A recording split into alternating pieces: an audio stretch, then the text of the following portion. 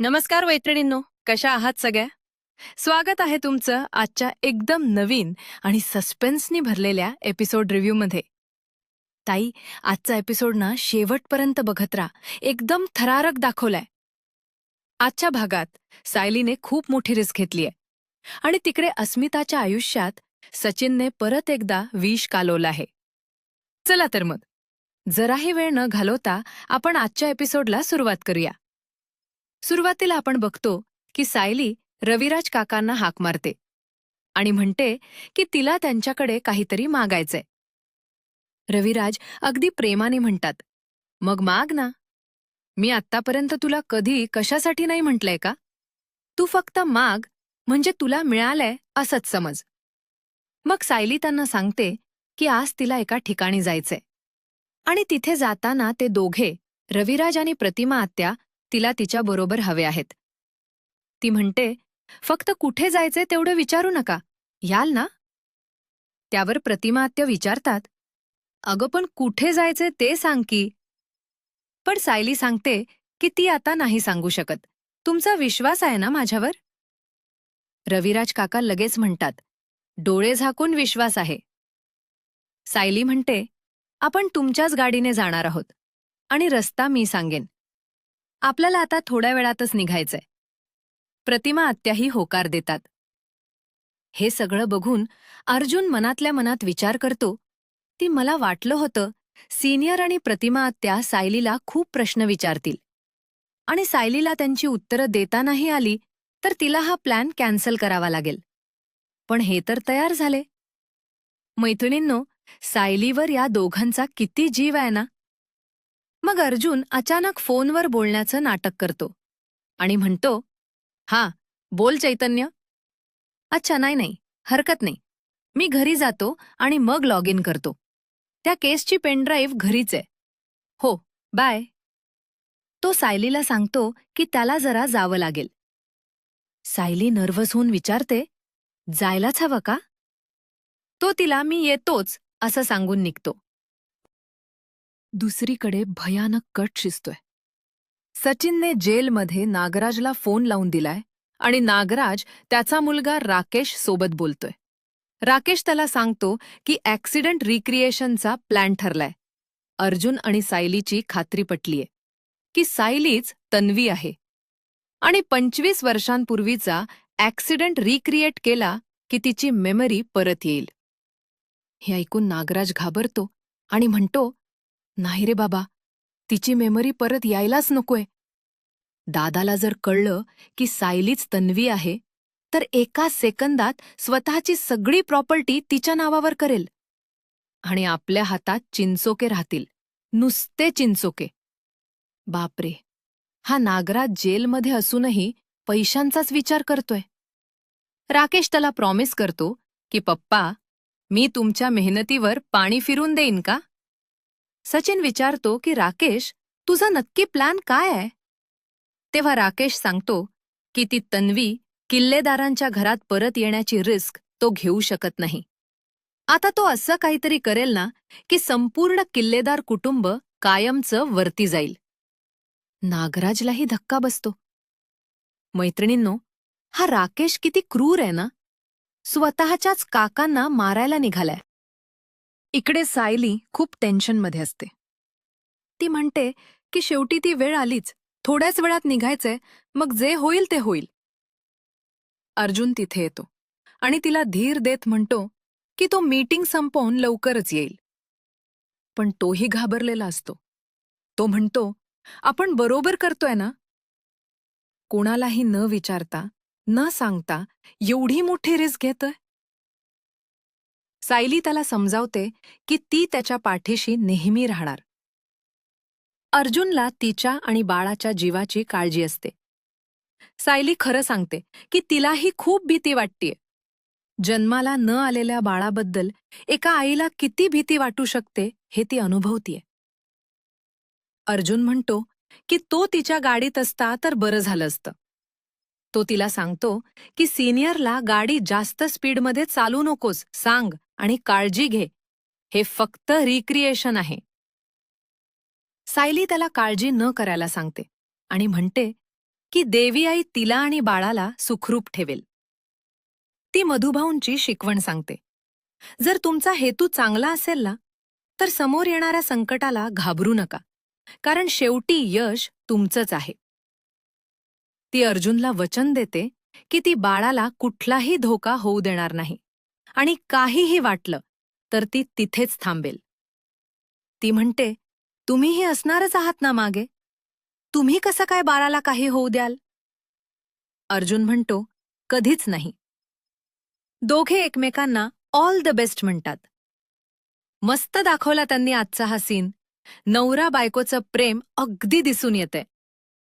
मग प्रतिमा आत्या सुमन काकूंना सांगतात की त्या रविराज आणि सायली थोड्या वेळाने बाहेर जातायत आणि संध्याकाळी 1.5-2 तासात येतील.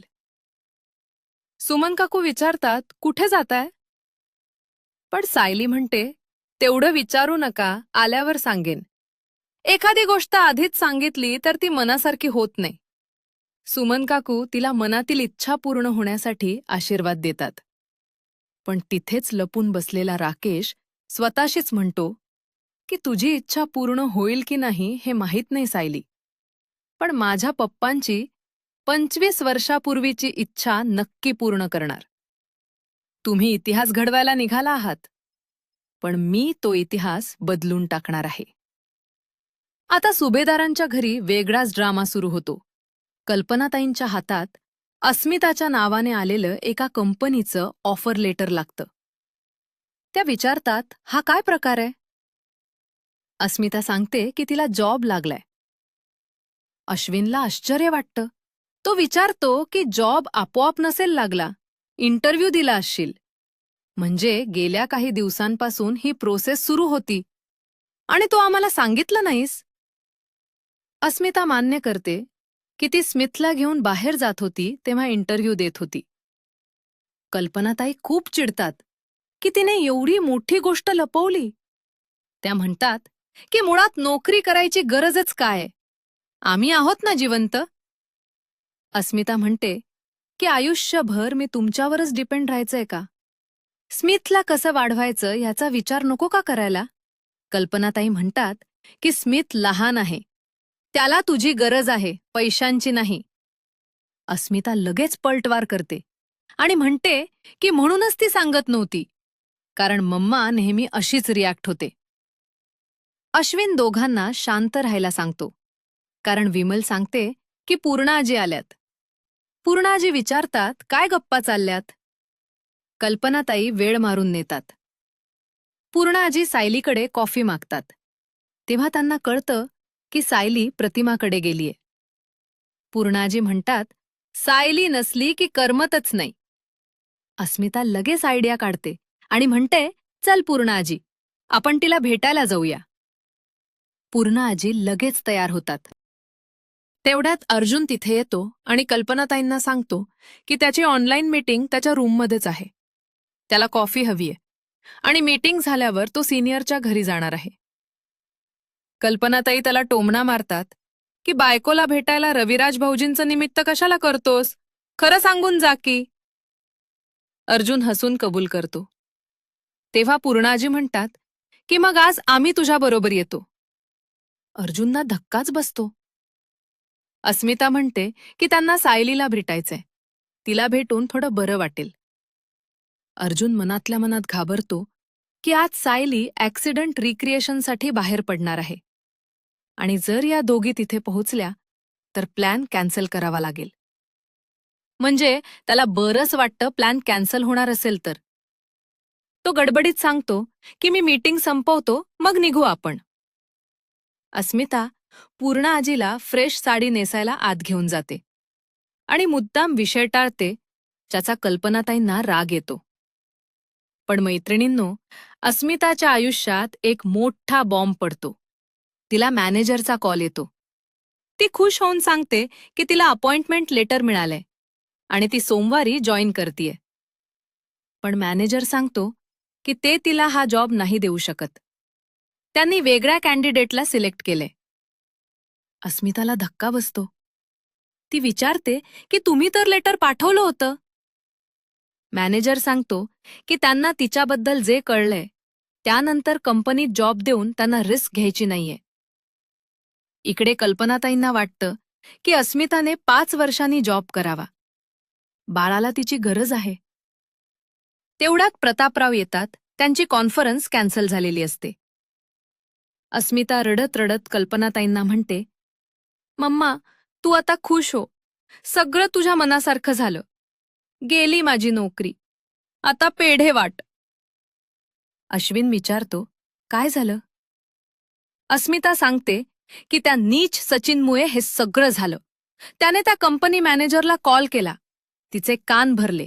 सांगितलं की ती पैशाला हपापलेली, लूज कॅरेक्टरची बाई आहे आणि कंपनीचं नाव खराब होईल. बापरे, हे सगळं भयंकर आहे. बघा ना ताई, हा सचिन किती नीच पातळीवर गेलाय.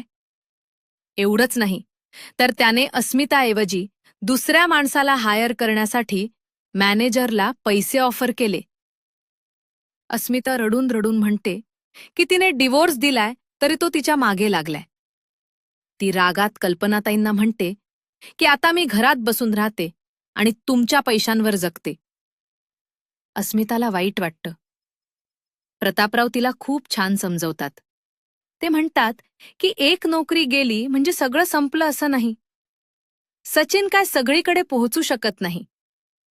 ते तिला पाठिंबा देतात आणि म्हणतात की तू असा निगेटिव्ह विचार केलास तर सचिन जिंकला असा त्याचा अर्थ होईल. अस्मिता सांगते की ती जेव्हा इंटरव्ह्यूला जायची तेव्हा चैतन्याने स्मिथला सांभाळलं. हे ऐकून प्रतापराव आश्चर्यचकित होतात. शेवटच्या सीनमध्ये सायली पेपर वाचून दाखवते की एका गाडीचा भयानक अपघात झाला आणि त्यात नवरा बायको आणि मुलगा गेले. आणखी एका अपघातात 2 जण वाचले पण एक गेला. ती म्हणते की आजकाल अपघातांचं प्रमाण वाढलंय. कधीकधी कळतच नाही हे आपोआप घडतात की कोणी घडवून आणतंय. प्रतिमा आत्या दुःखी होऊन म्हणतात की त्यांचा अपघात घडवूनच आणला होता. ती काळी रात्र नसती तर तन्वी आज त्यांच्या बरोबर असती.